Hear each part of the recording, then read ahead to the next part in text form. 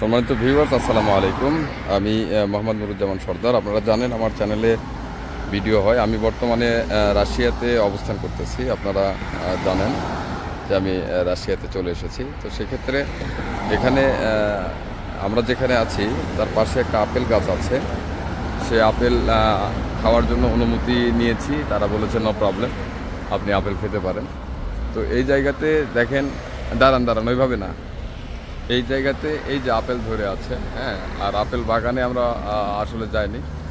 তো আমার ভাই আসাদ ভাই এবং বড় ভাই আছেন, ওনারা আপেল নিচ্ছেন। হ্যাঁ, দেখি আপেলটা দেখি, একবারে টাটকা আপেল, সবুজ গ্রিন।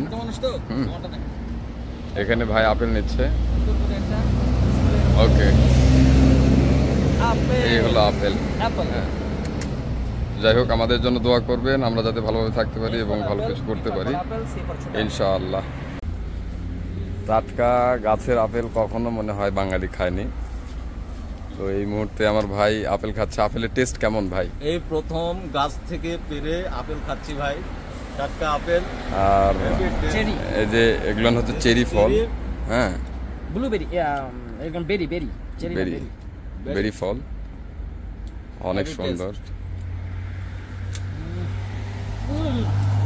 কি টক মিষ্টি। টক মিষ্টি। ওকে, ঠিক আছে। দেখেন